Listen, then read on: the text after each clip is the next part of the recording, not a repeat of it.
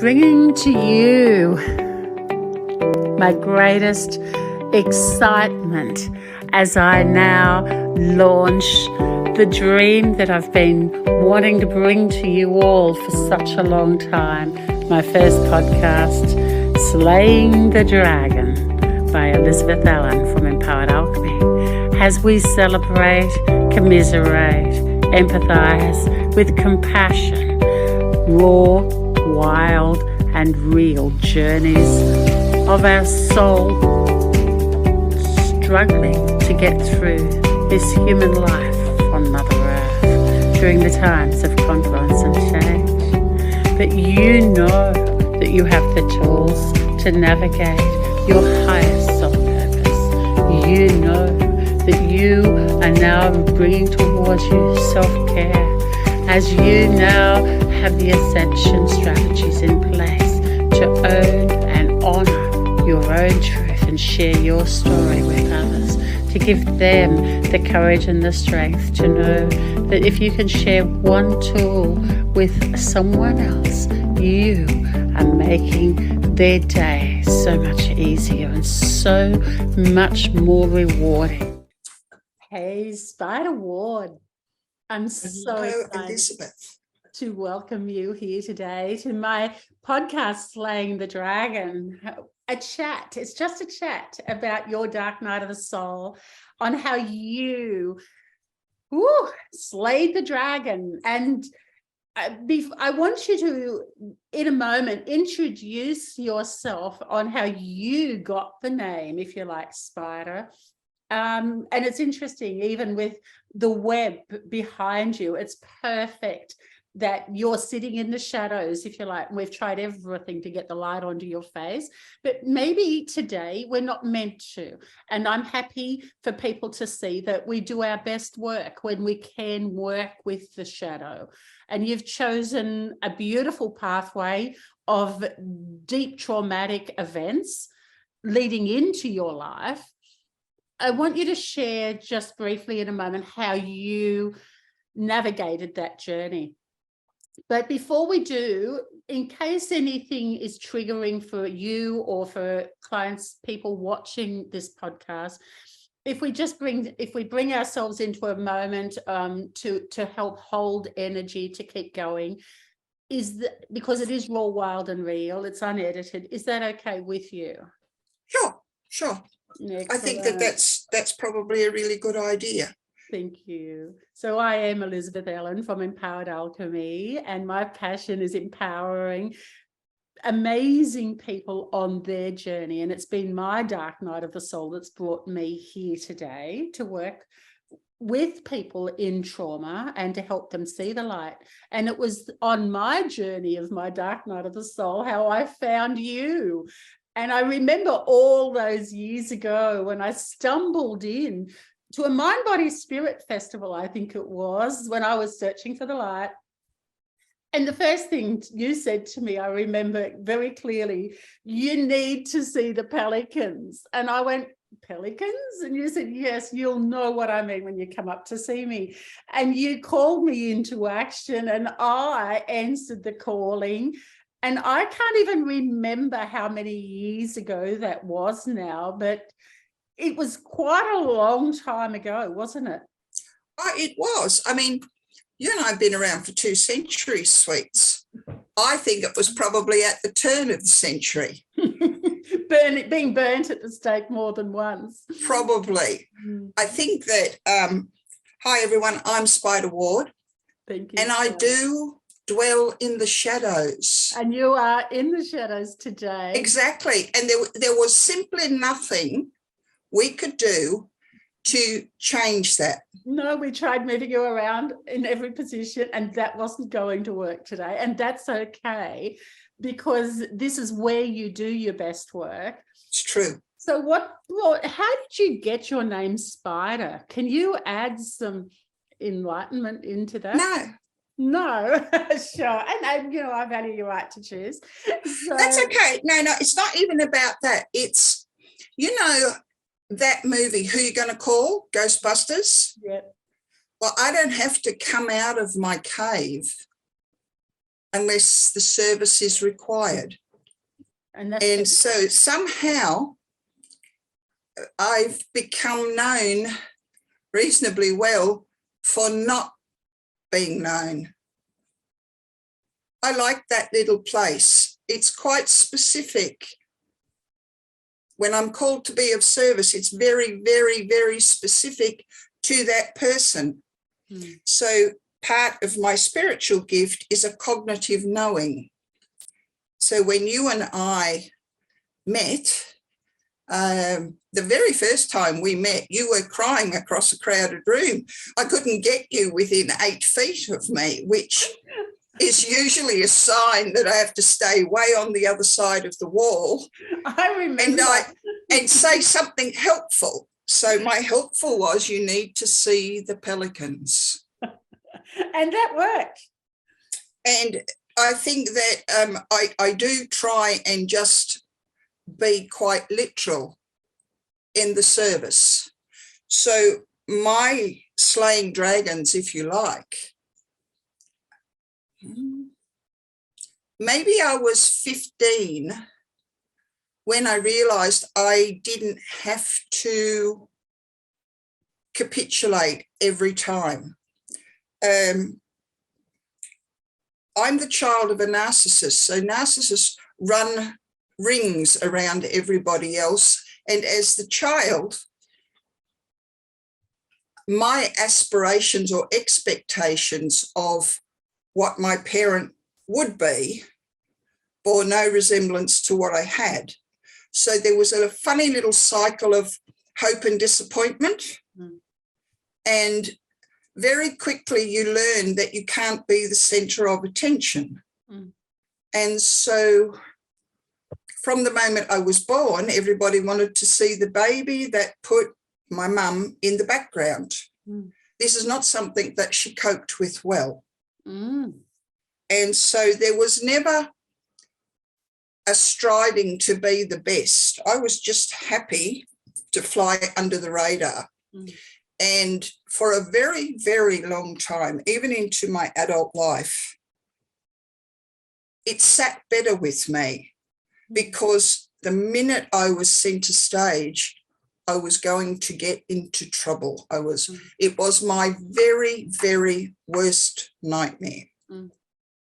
So it's a double-edged sword where you could be the best and you could come top, and the response would be, you can always do better.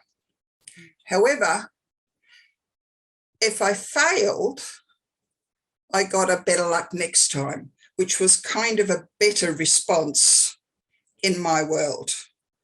And, you know, when we're children, we think like a child. And as we grow up, we develop perhaps a set of values that are contrary to where we grew up. I grew up in middle Australia. I grew up in middle white Australia. So on the northern beaches, we were pretty ordinary. My mother was a hairdresser. My father was a bricklayer. If my mother tells the story, she was a hairstylist and beautician, and my father was a master builder. So we were already in opposition. But as I had, up until I was about 30, and probably still could shine a PhD in mistakes, and the more mistakes you make, the better. People who go through life with no challenges, they fascinate me. But the people who are lucky enough or unlucky enough to do that never face a challenge that they can surmount. It may be that we grow from them, or it may be that we learn to live in harmony with the truth. We're neither all good or all bad. We are neither the top of the list or the bottom. Okay. But we could learn, I suppose, to be each other's other wing. So I think I don't remember when I started saying, didn't matter what went wrong, I'd go, I'm safe, loved and protected. And I'd clench my fists and hope to God that I made it to the next breath. And so that survivor mode is a really peculiar place when you're a child. Mm. So that's from day one. From day one, there was never going to be a winning day. Mm. And the more, so my solace became education, my solace became school, and teachers that would run flak and keep me safe from home. Mm. And so the quick sentence, and I say it quickly because it did not define me. It was infinitely better by being abused by a teacher at school than the peculiar abuse at home. Mm. The prize in the middle for me was my abuser was still a teacher. Mm. My abuser still saw potential learning in the victim. Mm. So I don't see anything that's happened as something to go back and change. Each time I learned something new and valuable. And each time, without knowing it, I truly believe I collected a seed. And I've got a box of seeds that starts with, you really need to come see the pelicans. And it worked with me. Yeah, look, I really can't remember how many years ago that was. Was it like 13 years ago? Keep going. Was it even further back than 13 years ago? I think so, because I think when I first met you, you were still teaching. You weren't freelance. You hadn't gone on to all the wonderful artwork that you're able to produce. You had not established who you are as a life mentor and life coach. I probably hadn't even thought of being a life coach at that stage. I was a U advisor, I think, as a teacher. Exactly. At a school. Yeah. Where I was going through quite a lot of trauma at that point with different issues happening. And yeah, so it's an amazing journey, isn't it, that our paths have led us on. And over the years, we've reconnected, and out of the blue, even last Sunday, I'm getting into my pool, and 1,000 kilometers away, you ring me and said to me, if you go through that door, I will block you at the door. And I'm thinking of going and doing something that I felt arguing with myself, should I? And you ring me and say, I will block you at the door. I go, oh my God, she can see me 1,000 kilometers away, wherever I am. There's no... I think sometimes exactly what you're saying, but you know, in life, we go through things and we would go, I would never. I try not to say that. That's like throwing down the gauntlet, because I would never is going to come back and haunt you and challenge you. And each time you get challenged, you can either run with it, you can fight it, or you can say, bugger it, tear it up and let's start something different. That's right. I think possibly, very possibly, we're all mad.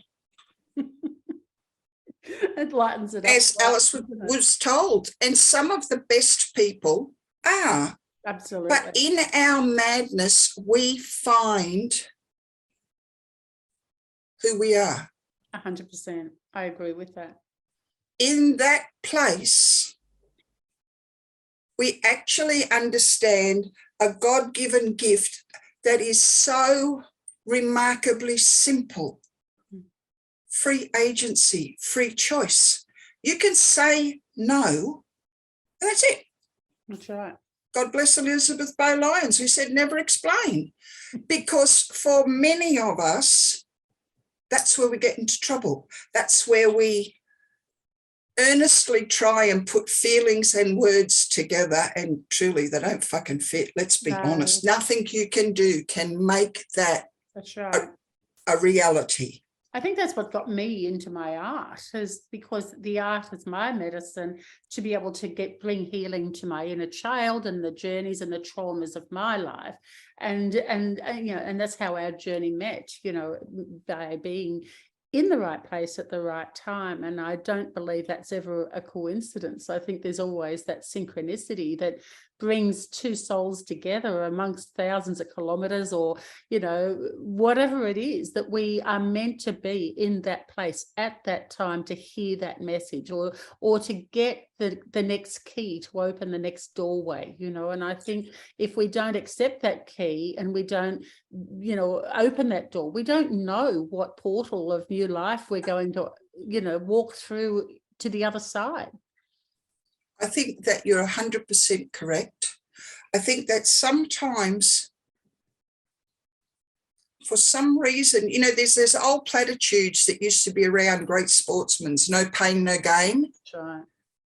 And it's kind of, in depending when you came into the world, it's an indoctrination that we know about. Without suffering, the reward at the end, you've got to bleed for it. You've got to go on your hands and knees. That's absolute bullshit. I think it is. I would not wish the trial on anyone. No.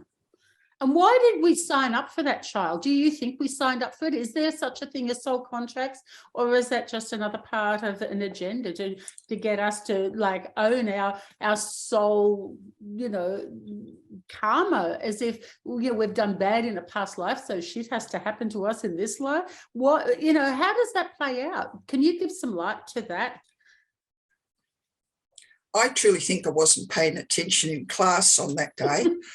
Because there are things that have happened in my life and I think, what were you thinking? That's right. Or why did why do you want to know that? Can you live without that? And there is an earnest thing that seems to happen to human beings. And it's pride, and it's arrogant, and it's ego at its best. You have to be the first child in the group to walk. You have to be the first child who's toilet trained.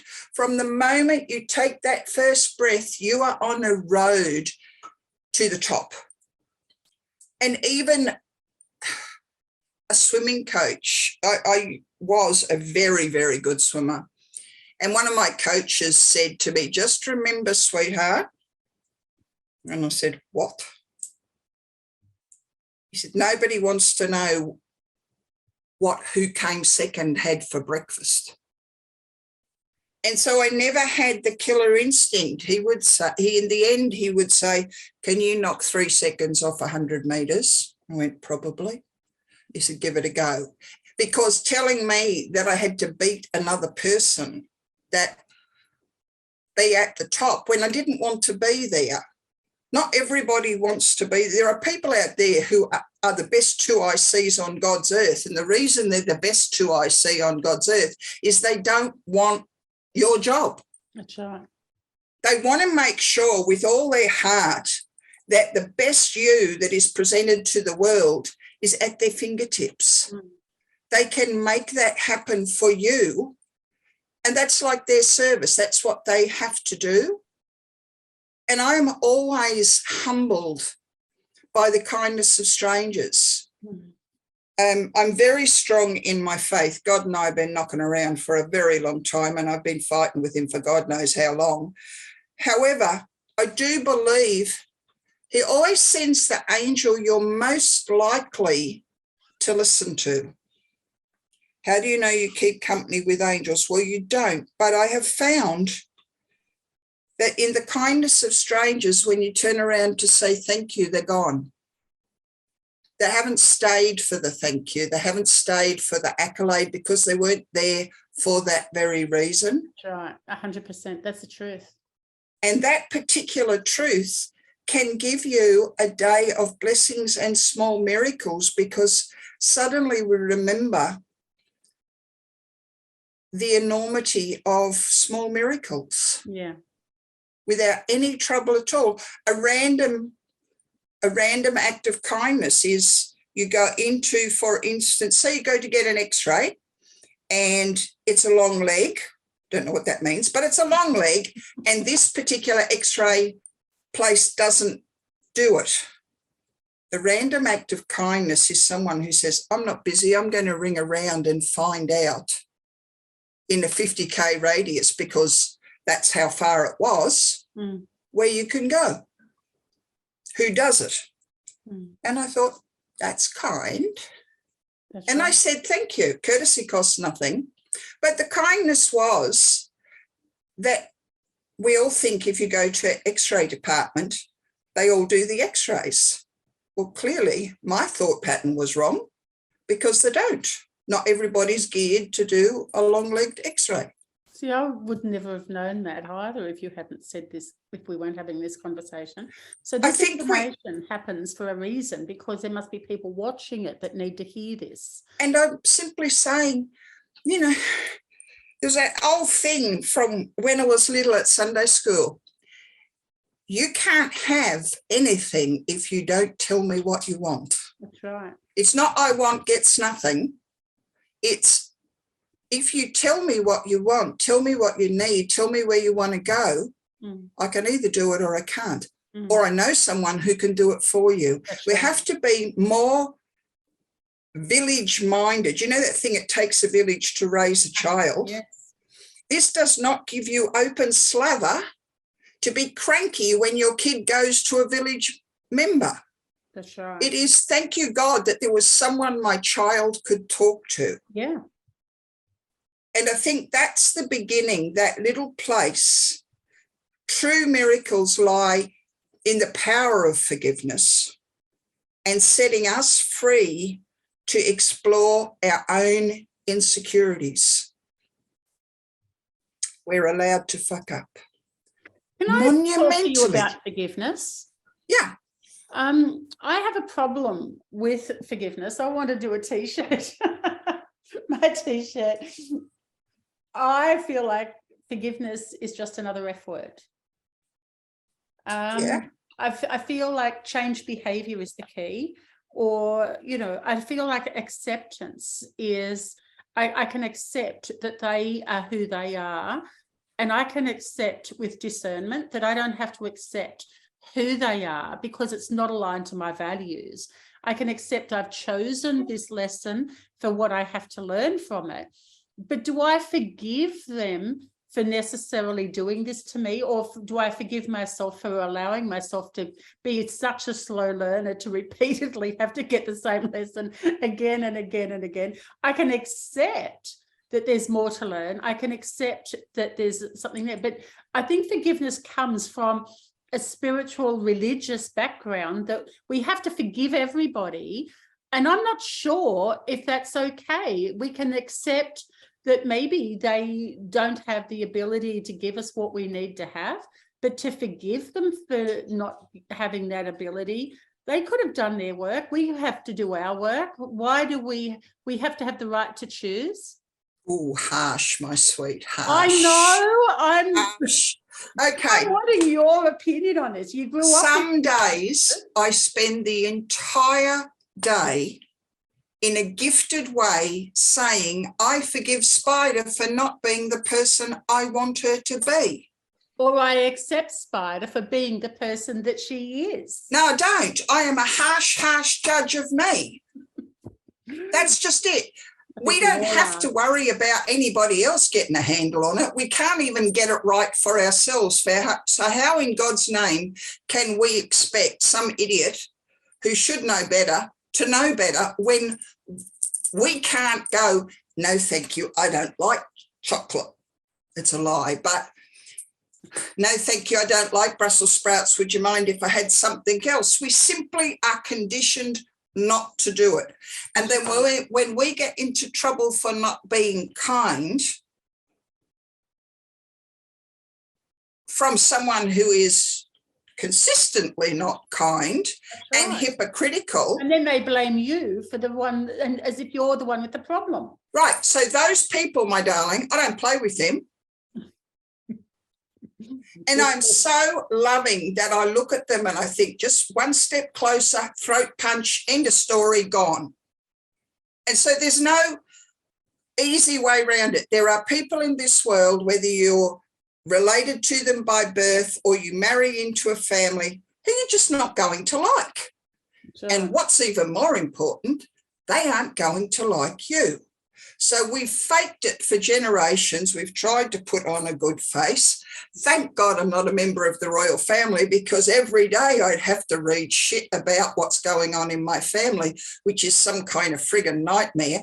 But we don't. It's the blessing. But the forgiveness lies in self. That's it. Forgive me for thinking that I have to get it right for everybody. Okay, I like that. I only have to cross the bridge once. And thereafter, I am happy forever to show someone else. I'll even walk across the bridge with you. I won't build the fucker. I'm over that one. But we can do it together. And together, only one of us has to know how to do it. It doesn't matter what happens. If you want us to walk across the bridge at 4 o'clock, that's what we're going to do. Your only obligation is if you involve me, I am naively believing that you will show up because we're going to walk across the bridge. It's that easy. It's that uncomplicated. I don't care, really, people I don't like. They can muck up their lives. The people I do care about, I'm a bit overprotective, ad nauseum. It's the don't go there. There's nothing to be gained. I will say the older you get, and I've never thought I'd say this, the older you get, the less inclined you are to worry about the things you simply can do nothing about. And there is in that thing, God grant me the serenity to accept what I cannot change. There is a calm in there. Gee, there's a lot of 4-letter words on today. There's a calm in there that guarantees C-A-L-M. It guarantees beyond all standing that nobody will spoil my 4 o'clock gin and tonic. Find little things that keep you happy. Yeah. And those things have to be at your own hand. You cannot rely on another human being, lovely as they are, fickle as shit, for your happiness. Yeah. That's your job. That's right. If you also, you said in the forgiveness, shouldn't these people take responsibility? Did I say that? You did. Paddle their own canoe. The big thing here is no one will change their behaviour if they do not think there is anything wrong with it. That's true. And another doesn't have a problem. They blame anything that's not aligned back onto the person that's creating the discomfort or the problem. And so that means I've got the problem. So my solution 9 times out of 10 is to walk away. Yeah. There was a time when I couldn't put the sword down, let alone put the sword away. Oh, I wouldn't either. I would stand up fighting till the cows came home. I would not back down because I knew that where I was coming from was a place of justice and truth, and I couldn't understand how people couldn't come from that same place. So I've really had to fight quite a few dragons along the way. You have, darling. Eh? You have. I know, you've been there. And then, and so I understand that. I understand that. That's why I think I've been called into action to share these stories with other people so that they can see that we all have challenges. We all have a story. We all have that dark night of the soul. And in a lot of ways, it's not what happens to us. It's how we in our own soul question, why is it happening? What do we want? What can we control?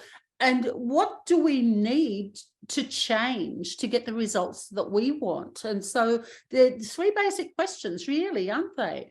They are. And I think I love Maya Angelou. I think we all do. But she had this quote thing, and I probably paraphrase it wrong, but the gist of it is you do the very best you can with what you've got till you know better. And when you know better, you do better. That's or right. you don't. That's your choice. Some people love being in the misery. Some people want to change it. Right. Both of those choices are okay. I wonder if I want to read it, if that's okay. Absolutely, perfectly. There's a quote that, I don't know, I cried when I read it. It captured my heart. And it's by the lovely Nikita Gill, who I have a lot of time for, if I may. Absolutely. I would love you to. Thank you. It's called The Dance. So that's the chapter in my book. But the quote is, I will not have you without the darkness that hides within you. I will not let you have me without the madness that makes me me. If our demons can't dance, neither can we. I love that. That's beautiful. And I think that's, when you say, what do you want? Strive for balance. Understand the light and the darkness give us the tools to grow. It doesn't matter whether you go up or sideways. Just for God's sake, don't go back. That's right. Because as a slow learner, I cannot tell you how many times I've had to relearn the same friggin' lesson. However, last time, because I wouldn't stop and listen, I spent the better part of 3 years in a wheelchair, and I kept functioning. It didn't matter. It was like a scene out of Monty Python, chop off all the arms and legs, and we're still going to move forward. It was time to stand still. It was time to forgive Spider for other people's indiscretions, because people would lay them at her feet and say, what are you going to do about your mother, your brother, your father, your grandmother? And at 5, I thought that was my job.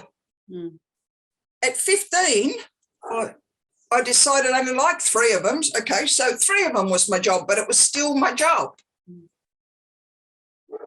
But the truth is, I really like where I am now. I am loved unconditionally, warts and all. And I find I like Spider. She's okay. If I had to have someone watch my back in a crisis, I really hope she'll be there. But the one thing I know about Spider, she's always there. She's got your back, and she will pick you up, dust you off, and say, go, you can do this. Go paint something wonderful and give it to the world. And you did. And it's that uncomplicated. It doesn't mean it's not gut-wrenching. It doesn't mean that we don't cry buckets. That's right. And we have to do that. I think we've got to we do. Our dark night of the soul. Otherwise, it's a spiritual bypass. Do you know, I think no matter what the change is, it could be as simple as I missed that bus and had to get on a different one, and none of my people were there, and I missed it. Every time you make a change, big or small, doesn't matter. I do believe, good or bad, it is accompanied by grieving for wasted potential, grieving for loss, grieving. It's allowed. If you win $30 million in the lotto, God willing, then there are people a bit like me, grief counsellors, because forever you are changed. The loss is different. We were so excited to move to Queensland, for example, but we came up here like new kids on the block. No friends. Well, we knew 2 people who lived in Queensland. One of them's 4 hours away. They're not exactly passing for a dewdrop in. And so in our isolation, we grew.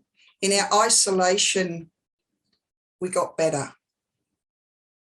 And tomorrow will be better.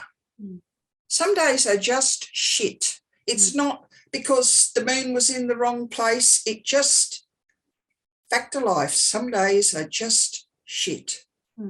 And if watching the news upsets you, solution-based is a wonderful place. Don't watch it. That's right. If there's 4 people in the room and 3 Tim Tams in the fridge, stay in the kitchen, scoff them down and offer them a different biscuit. But don't place your head on a chopping block with, do you think they'd notice if I cut them in half? Well, of course they're going to notice half a Tim Tam. But we think in a way that's always defending something we haven't done.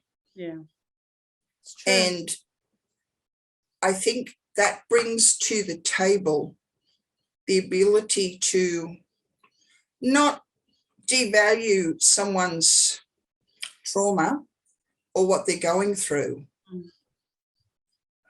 But there is always a choice that might be better. What we are hoping to achieve, I think you and I, in different ways, is the courage to take that step, the courage to stop living in fear. There's another 4-letter word. They're on a roll today. But the thing is, we are far, far better than we think we are. We are more deserving of what we think we should have. And if you aren't striving to be the best, that's okay. The only best you have to be good at is you. That's right. In your uniqueness, cracks, warts and all. And I don't know about you, Elizabeth, but shit, I wouldn't be perfect for quids. We've got to love our imperfections. It's what makes us human, isn't it? You know, the light and the dark. It's true. The sun and the sun and the rain. The rainbow doesn't come out without the storms, and we need to embrace every part of us. I think marketing companies have exploited our feelings of us not being enough, that we get happiness if we buy this or if we do that, if we have a boyfriend or a girlfriend, or we get engaged and we get married and everyone wants to see the size of the ring or what it is, and we have to have the best wedding and overseas and have an elite where people have to be special to be invited, and we have to know everyone, and these agendas just place so much pressure on everybody, and marketing companies have exploited that so that we will be happy when we have this, we'll be happy when we have our child, or we'll be happy when we get a house or a bigger house or a bigger TV or a new car or a bigger car, because now we've got more kids. And happiness outside of us just continually means that our soul is sometimes being emptied out further and further and further. When we come back into that knowing that we have all of the light inside of us, that we are the light and the dark, we can dance in the shadow and play in the rain, and we can love our light and our shadow. And when we're never always rich and we're never always poor, we're happy and we're sad at the same time. We can cry and laugh at the same time.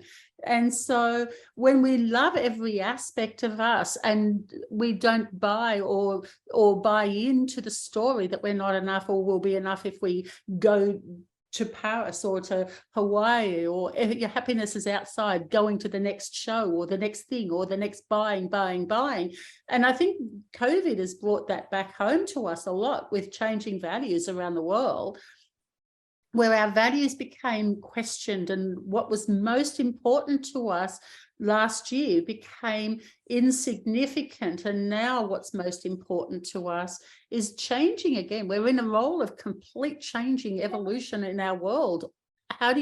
What advice do you give to people, and how do you navigate that? You're in your now safe place in your beautiful world in Queensland, but there's a lot of people still trying to navigate you know, trying to be everything to everybody, what would you say to those people? How do you, what's your advice? Stop. Yeah, that's what Just stop. Yeah. I remember, if I may share, we were in the pool, blessed to have a pool. And the tears were streaming down my face, and my husband said, "What's wrong?" Mm. And I went, "Fuck COVID, it has taken my life." Mm. Now, my life, different to many, wasn't a picket fence and a family at home. My life, citizen of the world. I'm a big traveller, and my chosen family is all over the world. Mm. Shut down, hands tied behind my back, and not able to go. I truly believed in that moment that I lost Spider. I lost me. I didn't know how to function. You lost your identity. You lost who you- Totally. Yeah. Totally. I think a lot of people did. Yeah. And what I did find is that I reverted back to not childhood things, but funny things, you know, like I remember long before TV, the first TV we had was a Pi 17-inch black and white, I think in 1960 or 59. We used to play Scrabble, and if it rained on the Sunday roast day when the whole family came together, then we used to play cards. And suddenly all these things kind of materialised out of the shed. Yeah. With Michael's earnestness, we're of a similar age, so therefore he knew what I was talking about as far as the things we used to do when we couldn't go out because it was raining. That's right. And suddenly COVID became you can't go out because it's raining. What's even more extraordinary is we didn't get COVID, right? So there we were, healthy, happy and whole, with money and nowhere to go. That's right. And instead of it being fabulous, it was like, oh, I don't know what to do. Two things probably snapped me out of it. At the hairdressers up here in Brisbane, it was totally different to everybody else's COVID shutdown. It was sort of, oh, they're going to do it 3 weeks on Friday, 3 days on Friday. So we went to the hairdressers on Thursday. And this beautiful child whose mother had told me she had learnt to, if you say, "What's your name?" she'll tell you. And instead of saying, "What's your name?" I said, "Who are you?" And she said, "I'm a giraffe." I love that. And so that was day one. Explain that? It's just, okay, you're a giraffe. It's a simple word, but in a childlike way, if I had said, "What's your name?" But I didn't. I said, "Who are you?" I love that. Sometimes when people say, "Who are you?" I don't say Spider.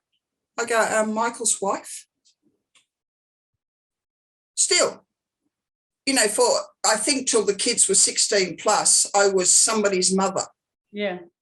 And you'd say who you were and they'd go, who? And I found myself going, Angel's mother, Brian's mother. Oh, right, yes. And so by association, that who we are kind of disappeared a little bit. In Asia, they run my name together, Spider Ward, like it's one word. And I've left it at that because it's too hard to do it another way. I could go the battle, but it's a question of how do you perceive things. One of the best ones, you know, in the metaphysical world, my world, is when people say, my dad wants to know what happens when he dies. He's in hospital. I went, well, they washed the bed down and put another patient in it.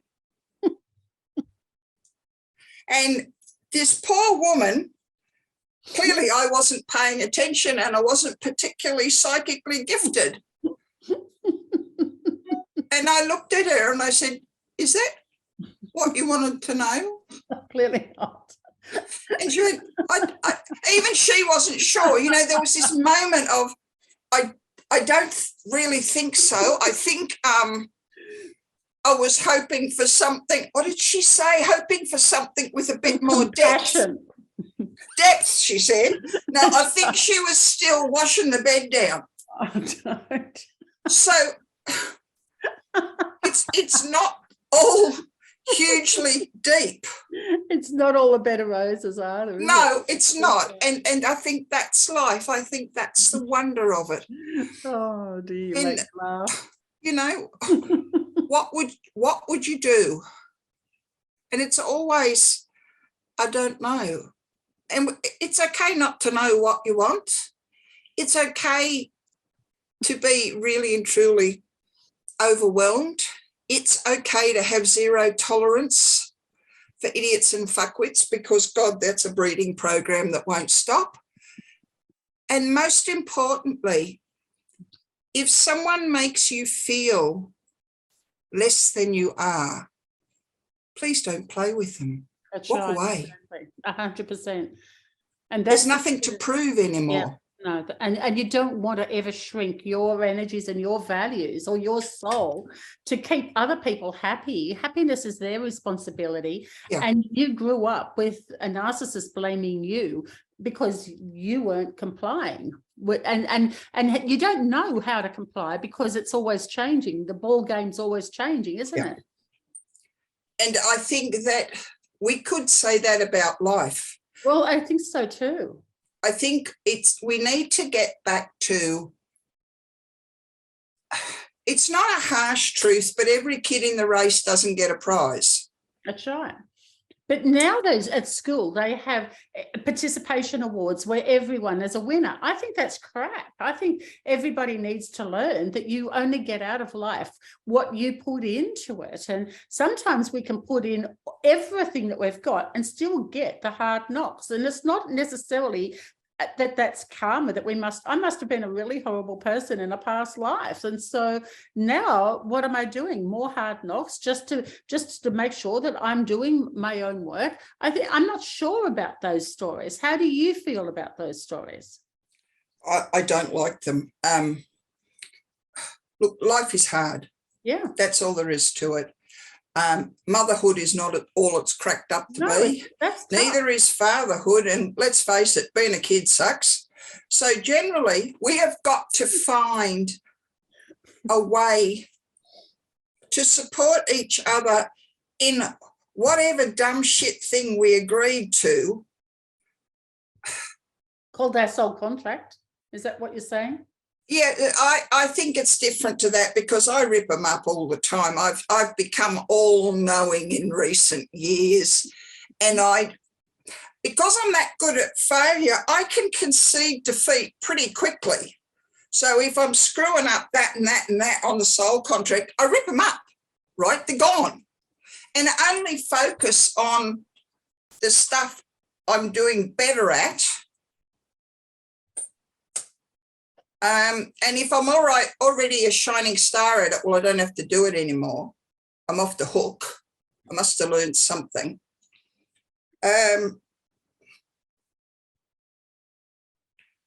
We need to just stop being silly. We need to keep it real. We need to remember what it was like to build a cubby house. And remember the absolute bliss of being twisted around in a swing and throw your head back and watch all the clouds change shape. We need to remember what they have made us forget. That's true. And, you know, that's all there is to it.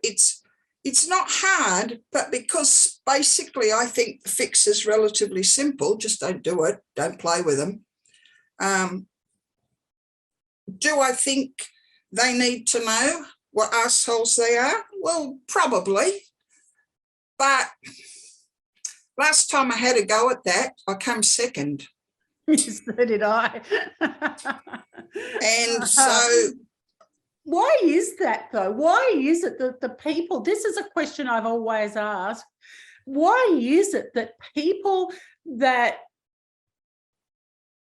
clearly they're narcissistic and clearly it's all about them, and they don't seem to, they hold no prisoners, and and they don't really care, because they're right, and you might be making their life a little bit challenging. So if their inappropriate behavior is, and they have no boundaries, they just keep pushing their bad behavior or low sense of, because it's all about them and they want it their way all of the time, and then if you don't comply, they turn around and blame you as if you're the one with the problem. Maybe we are the ones with the problem. What can we learn from these people? Because clearly they're not changing. And so because of their failure. What can we learn? What advice? That's just it. Because of their failure to comply, I have evolved. I don't know whether to thank them or put up a statue. So it's a gift. In that sense, you've actually received a gift from your mother, because you wouldn't have become that beautiful, really amazing person. Like, you have so many incredible gifts that you tap into your inner resources. You've got huge deep inner resources. So you wouldn't be so resourceful if you hadn't been made to have that dark night of the soul more than once in your life to become the person that you are today, because you do comfortably walk with the light and the dark. You own your own shadow. You can dance with your shadow. You can ride the dragon. And therein might lie the secret. The day that I was born, there were fucking dead dragons everywhere. And there I was. Can you add some light to that? Can you explain for anyone that doesn't quite understand what you're saying? Ideally, I should not have been born live. My narcissistic mother could have played the grieving mother, been the centre of attention, and there'd be no drama. Now, I've come to the conclusion that you don't have to slay the dragon. It doesn't have to be your best friends, but believe me, those people we would like to change are busy feeding a dragon. They don't have to slay them. So they clearly know something, that I am a slow awakening. And are you slow awakening, or are you on a different frequency and a different vibration? Probably. One's a dissonance, and I think if we have a dissonance and we're not aligned to their thought patterns, and we don't get what they're seeing, we don't see what they're seeing, we don't hear what they're hearing, and they don't see us, or they don't hear us. It's like we're invisible.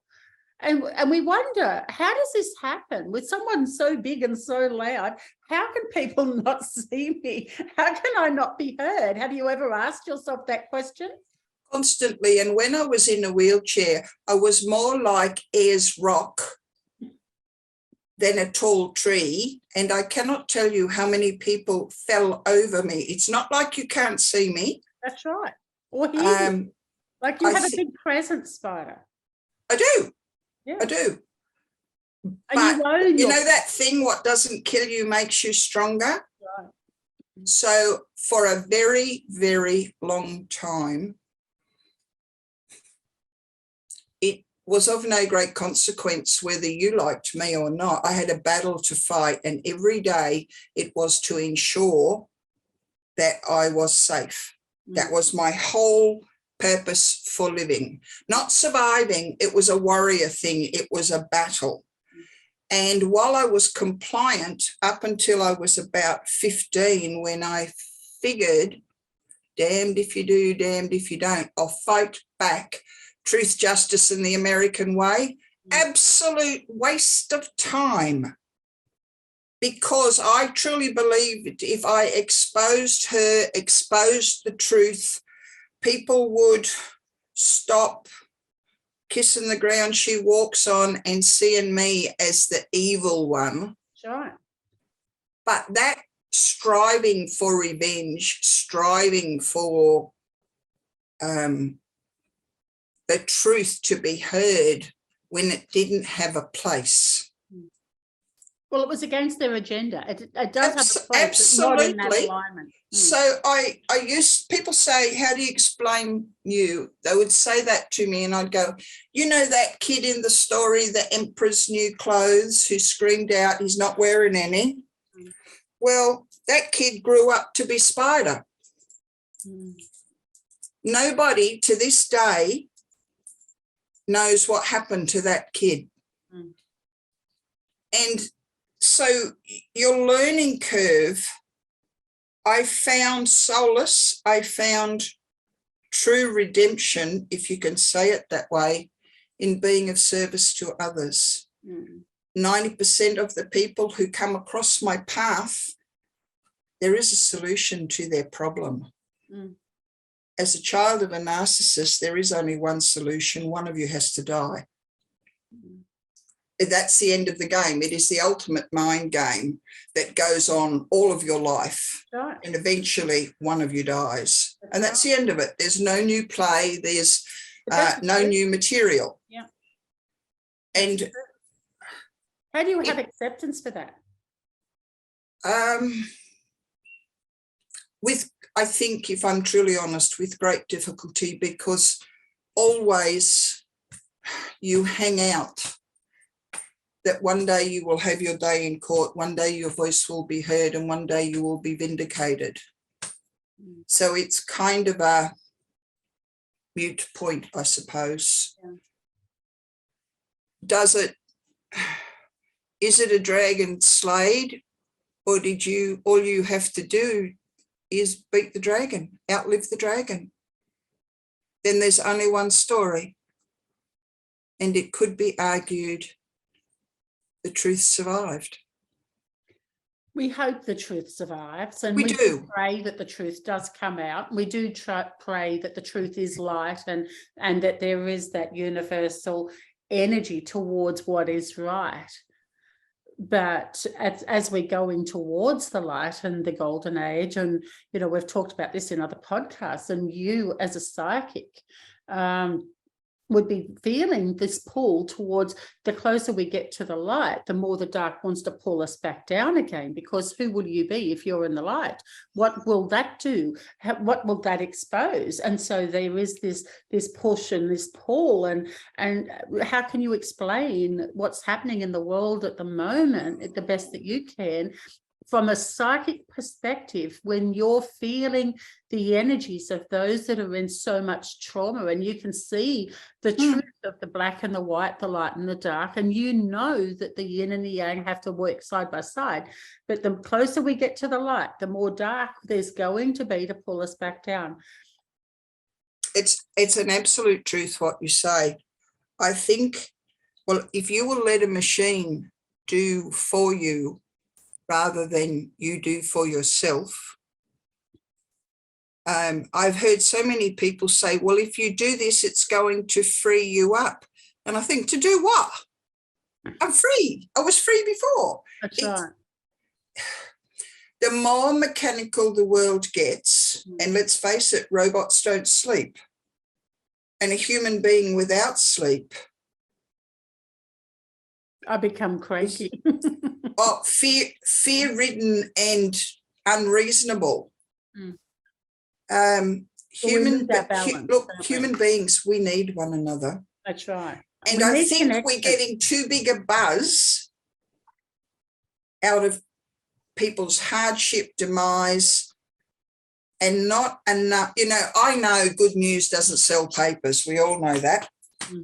And so we want a bigger and better road crash, basically.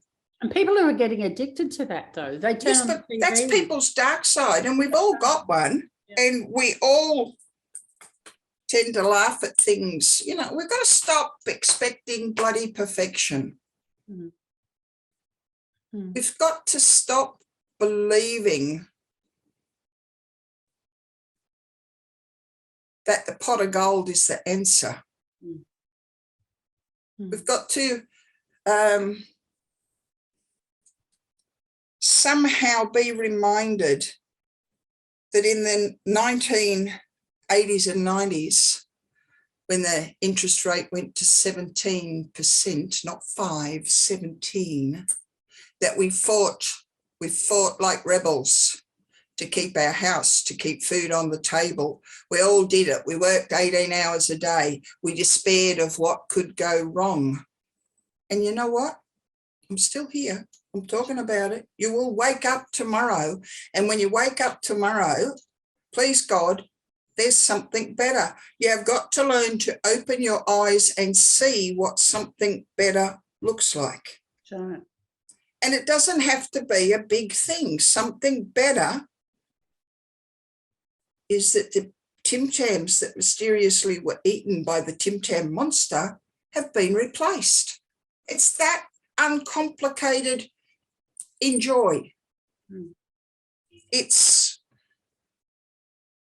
having your own colouring in pencils that you don't have to share with anybody. It's lying in the grass or in the backyard and deciding what shape clouds are. There is a place for it. I love There's a place. What is it? There's a season. Well, there is a place to work, a place to play, and a place to plan. And that's been replaced by a place to despair, a place to be afraid. And you have every day of your life an opportunity to choose something different. And therein we get a balance. Because even bad people get hurt. Sometimes the bad guys are the only decent people around. They don't have to prove anything. They don't really get jealous of one another. You all know where you stand. There's a reason why Jesus liked hanging out with tax collectors and whores. They were reliable. So for our own welfare, we need to be more reliable for ourselves. I can trust Spider to show up. I have learnt that she's a good egg. She won't actually let me down. Therefore, I'm safe, loved and protected because I am. That's right. And I want to be, and therefore that's it. May not be everybody else's idea of safe. So your safe and my safe might be two entirely different things. The only thing that we need to be is safe. And I have always known when you were and when you weren't. And our friendship has been not that we were the same, that we were looking in the same direction. And sometimes when the block comes, sometimes when fear is in the driver's seat, it is a friend out of left field who says, hey, I think it's time you spend some time with the pelicans. Right, that's beautiful. And because pelicans, for those of you who are interested in animal signs and tokens, pelicans are unconditional forgiveness. And they are extraordinarily delightful people. It's beautiful. You've had some amazing achievements in your life for someone that likes to play under the radar and likes to be invisible, or, you know, you've had some amazing achievements as well. Would you like to share that moment of excitement when you were crowned, if you like, Australia's Psychic of the Year? Oh, I just wanted to vomit. You always play so small, don't you? And so, but you didn't. I didn't. I did say who, me. I'm not that kind of person. Yeah, I'm not that kind of psychic. Could you just hold on for a moment and I'll put Michael on, who's going, what am I saying? What am I doing? I said, it's really a phone call for you, babe. It's got nothing to do with me. And I ran like a scolded cat and I hid in the walk-in wardrobe. Did you? And then when you came to terms with what that really meant, how did that change your life? Did it change your life? You know, I think earlier I touched on we get to face that which we don't want. That's right. You were put in the limelight and you didn't want to be in the limelight. No, I didn't choose it. And then I'm a firstborn child. We are responsible people. I knew that for 1 year, I had to be seen, and I had to be seen because that's the accolade, that's the top of my profession. That's right. And so, and people, the International Psychic Association is a standard that and it's voted for by our peers. I still didn't think I was that kind of psychic. And I figured I've got this covered, 12 months, 5 MBS shows, couple of appearances, I've got this covered. I haven't been replaced.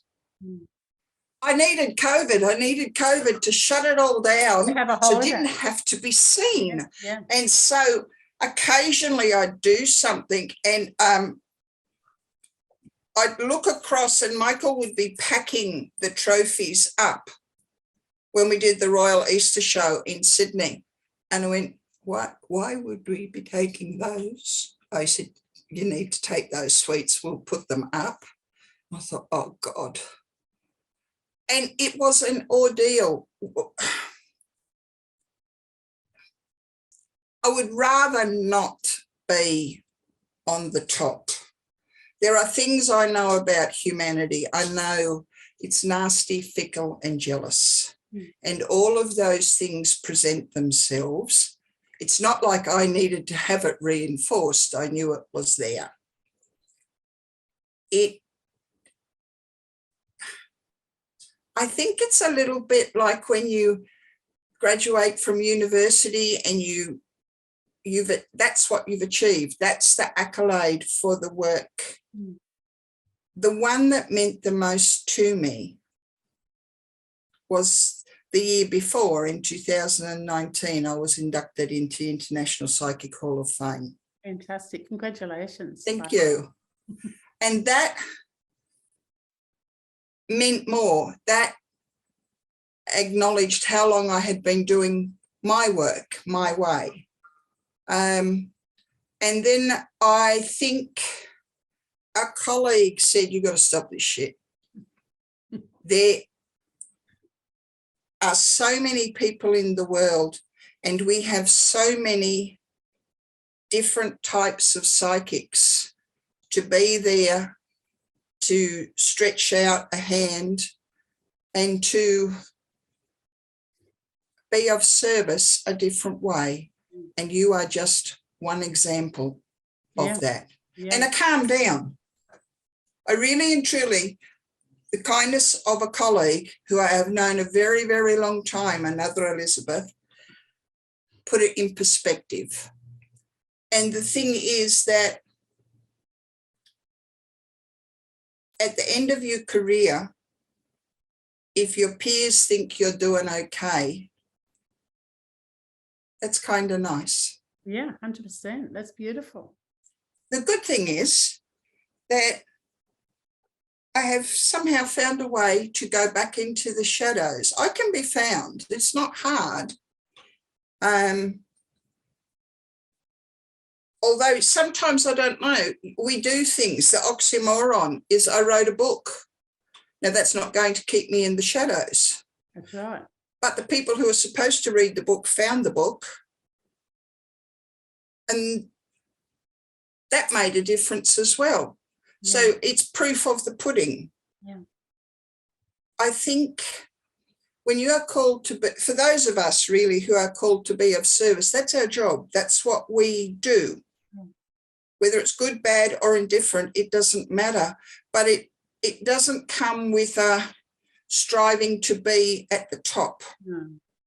Well, you come to make a difference in just one person's life because of our own traumatic journey that's brought us to where we are today. We have the empathy and compassion and we want to help other people navigate their dark night of the soul. And exactly. Yeah. And I think everybody eventually has that. I think so too. I don't think anyone comes into this life without it.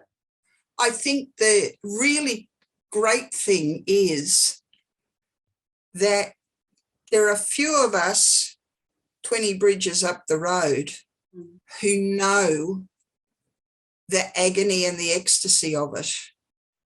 That's right. And we will walk back slowly, dust you off and say, it's okay. Now we can try something better. Yeah. I think we all have to have that butterfly thing. We all have to, for some reason, we have to have that struggle for some reason. What do you think it is? I remember, a long time ago, and I just remembered it now.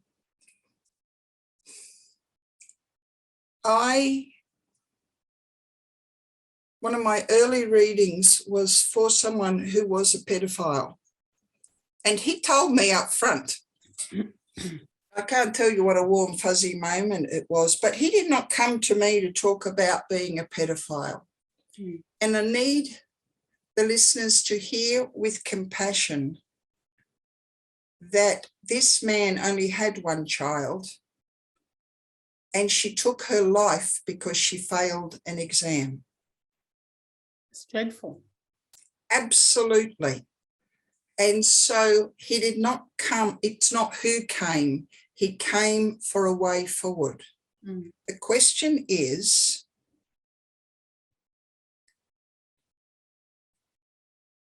for some people, he didn't deserve it. But he was in that moment when he told me why he had come to see me. He was my client for whom I could provide a service. And that's my job. And regardless of who it is, gangster or goddess, in the true light of day, if we cannot have compassion, then we may as well not get out of bed. I think the saddest thing in my mother's death, she never knew.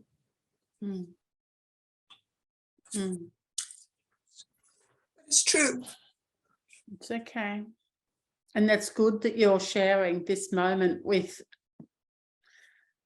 how many millions of people around the world, for somebody that likes not to have the limelight, and for someone that keeps their heart closed to because of the trauma that you've been through. You have a grief of for something that you've never experienced, something that you've never received. And now that's gone, you now know that you can't ever have that.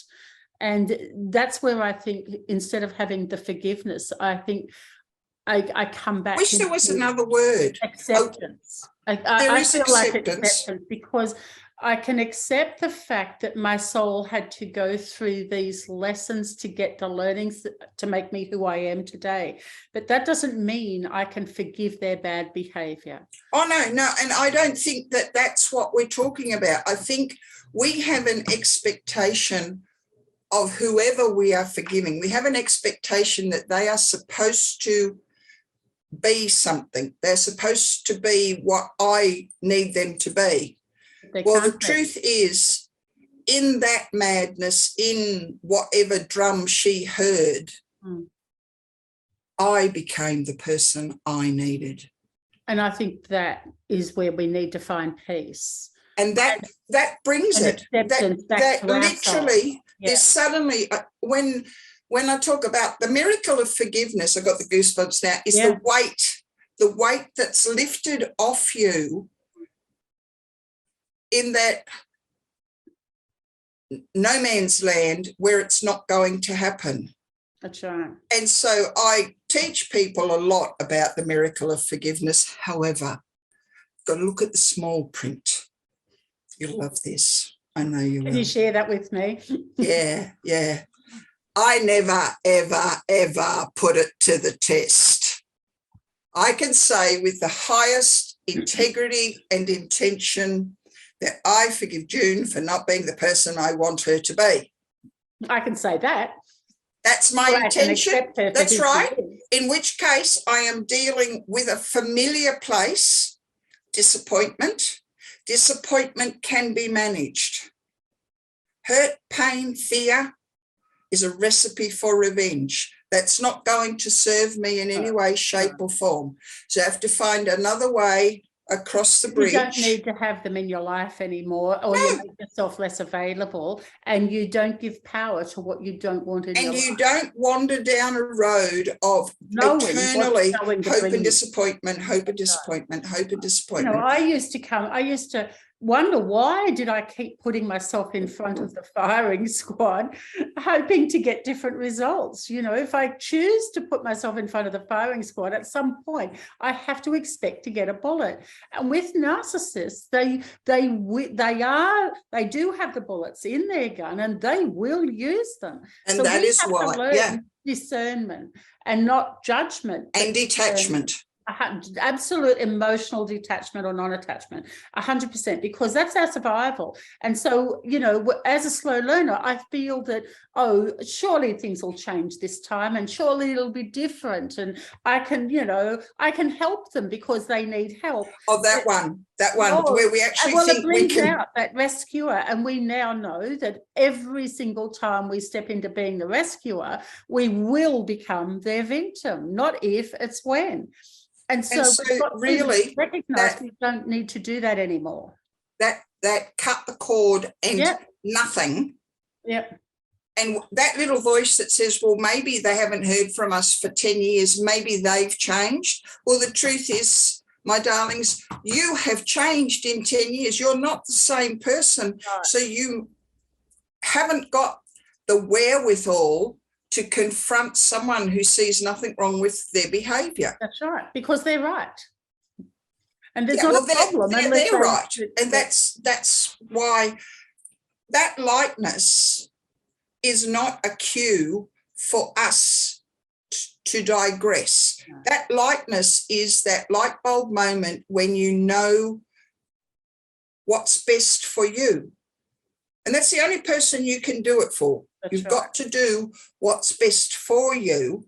And that way, your consistency is what lights the way. That is the light. All you have to be is consistent. And the fact is, I love black coffee. You know that, Elizabeth. I've got a thing for black coffee. Do you know, 2 centuries later, they go, would you like a coffee? And I go, black with 2, please. And they go, would you like milk with that, or will I put it on the side? Did you hear me? I said black with 2, please. And I think I was 45 when the true Boadicea within raised her fine, fiery head and said, I'm sorry, I can't drink it. I wanted a black coffee. That's right. And I could feel the bile. I knew any minute now. Well, the lightning didn't. I wasn't struck by lightning, and the wrath of God didn't chop my head off. And I got my black coffee. And what's more, they said they were sorry. They weren't listening. Wow. Oh, validated. Fancy that. It doesn't sound like very much, but that's kind of, these are milestone moments when your own truth is being validated. That's right. And no, you can't go and scream it from the rooftops, because that could get, people who stand on rooftops get shot. I've seen enough movies. I know how it works. That's right. But it does something inside you. It empowers you to do right by you. That's right. All you have to be is your own best friend. And we become that through adversity, I think. Well, you get to know what your strengths and what your weaknesses are. And we all have strengths and we all have weaknesses, and not to condemn people because they have a weakness, but to accept the fact that they are human. We all have that, you know. But they have strengths in other areas. Everybody has a strength in another area. That's why I don't believe in learning difficulties. I believe in teaching disabilities, not learning disabilities, because a good teacher, as a teacher, when I was a teacher, I could always find a way to get a child to see a way that made them happy, a way for them to communicate, to express, to feel that they can be seen and to be heard and to make a difference. And once they step into that sense of confidence, and probably as an art and design teacher, I was lucky that I had that segue forward. But, you know, I hated school. I wagged school. I was bored with school. I did my best drawings and writing poetry in the back of my maths book, and I became a teacher. So, you know, our challenges do come from what we need to work with. We need to learn, you know, and when I realized that the teachers bored me because they were teaching from a different perspective to what I needed to learn from. And when I found a teacher that inspired me, or a mentor that inspired me, or a subject that inspired me, I grew and I blossomed and I wanted more, and I was insatiable. And, you know, high distinctions were just like, I wanted more, you know, I was. Exactly. That was my passion. My passion for my soul was art and healing, and to be able to be a teacher of art was like moving forward to people that it was giving kids a voice that they could express themselves through different medium, I think. And until I became not aligned, my values were not aligned with, you know, I think the politics of teaching, where I stepped away. But I think that you grew in a different direction. You know, sometimes we think we've given all we've got to give in a certain environment. And I think that's the truth. We come and it's like a block, and things collapse when we get to that point. You know, can you explain that a little bit more for people that are not quite sure what you're saying? Because I think you've hit the nail on the head there. You know, when we get to that point where our world starts to collapse and we try to keep doing it the same way, hoping to get different results. Yeah. But what we have to do is see that old way is not working anymore. We've got to create a new dialogue and start asking different questions to get different answers, to get the light into the darkness. When the school I went to for primary school could either teach us to write cursive or a new style that was sweeping the world, and that was italic. They opted to teach us italics. When we got to high school, the high school taught cursive. So all the parents were brought in and explained that they did not have the time to teach us cursive. So all the kids that went to high school from my school, we had to learn to write a different way. And every now and again, a teacher would put the musical appreciation class or the PE class, because it was raining, aside and teach us lowercase how to join the G with the E.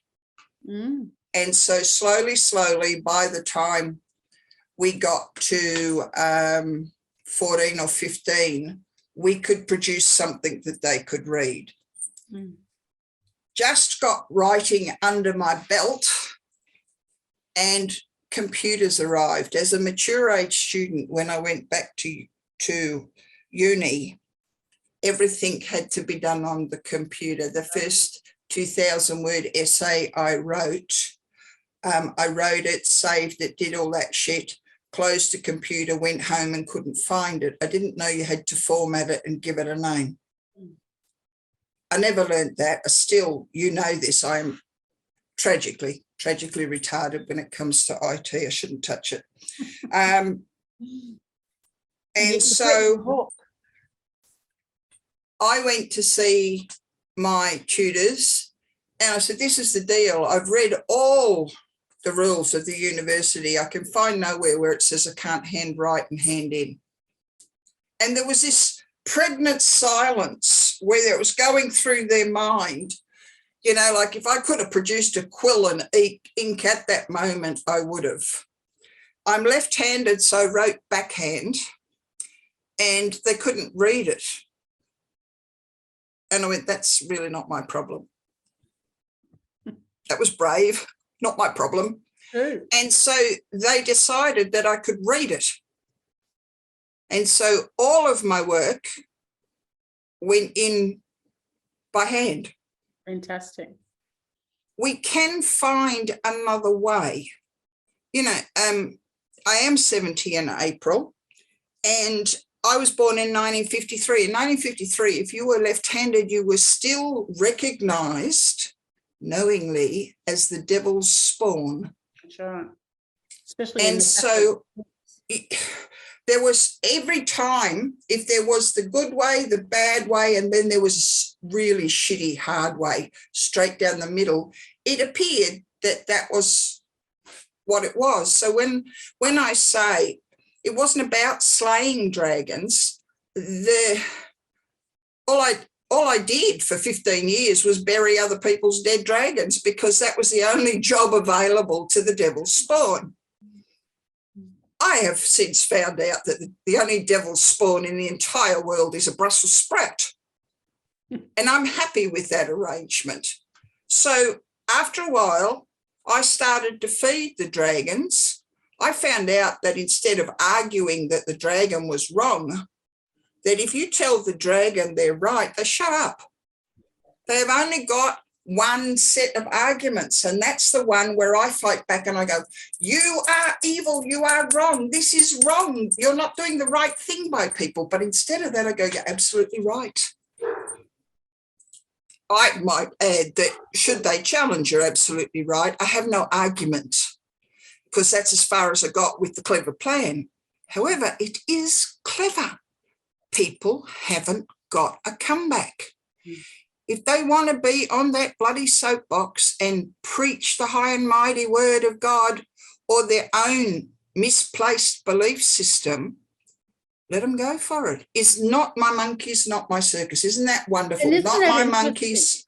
And do you know, once I would have tried to clarify it and defend it or you know, have a conversation with these type of people, but now I can just look at them and go, thank you.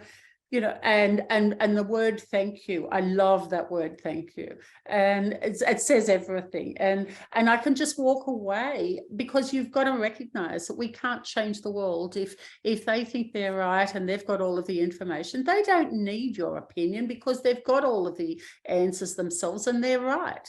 So you just walk away, you just simply say thank you. And if they then project, you know, their belief system onto you, we can see that as a gift. And I think we have the right to either accept that gift or return it unopened back to sender and say, thank you, but, you know, I'm moving on, or I'm not accepting that. I'm not paying for your cash on delivery. I'm not accepting your gift. I can return it unopened and walk away. We don't exactly have to be part of their system. I think that's what we learned. I think that's what it is. We could think for ourselves. That's the enormity of our success. It's not pick your battle. We have done the trials, we have done the tribulation, 100%. We have done all of those things. And now what we learned was we do not have to take what's offered. Right. There is another option, and the option is no thank you. No thank you. Or just thank you. Yeah. All of those things, or not now. Yep. Or if that's not working, I just go allergies. That's right. But either way, I simply won't take on someone else's shit. Does that mean that we're in a perfect place of nirvana because we finally reached the accolade and the pinnacle of what we need to understand and learn? Hell no. Really and truly, what can I say? Going on the family tree, I've probably got another 30 years, which is just riddled with mistakes. God, I hope so. I really do, because it's such an interesting journey. 100%. And on that note, darling, I know we could chat all day, hours, all night, days, weeks, but right now I know we've probably gone over time, and I value your time so much. And our conversation was so rich with laughter and tears and the light and the dark, and that's life. And I really value you sharing every part of your story with us, and on your terms. And I know we'll probably get you back again. So it's been a joy just to catch up, darling. Absolutely. Usually my phone's nearly flat, or you've got a client coming. It has just been so lovely to have a coffee together. That's right. I did. I even made my coffee to have talk about the world. Yeah, it's great. And stay so safe. Thank you for that. You too. And I know we'll get you back on again. And so for everyone watching, we're going to put your links and, everything on the bottom of this podcast.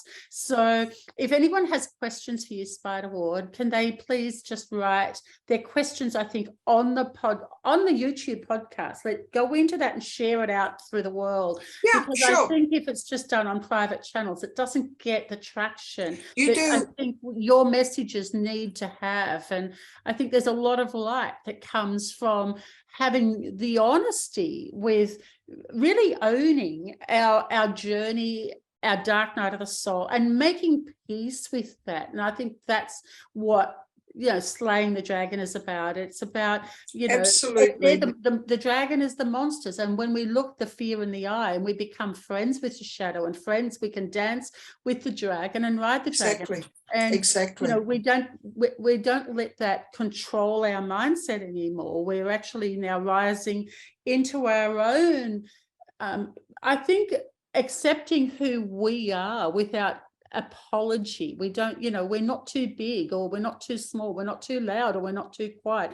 We own both aspects of ourselves in every aspect of ourselves. Absolutely. And I think when I look back, oh my God, what an extraordinary life I've been blessed to have. And you've lived a full life. Absolutely. On every aspect of every part, and you've got the high and the low. And so, if your legacy is to be the gift of walking in the dark and piercing the shield and bringing that beam of light into the dark, I think I would give that to Spider Ward. And for that, I honor you, darling. Thank you, my sweet. And I will love you to the moon and back. Again soon. All right, lots of love. Thank you. Bye. All right, talk to you soon. Thank you, baby. Bye. I am so honored to walk beside you as we support each other in connection and collaboration in our community.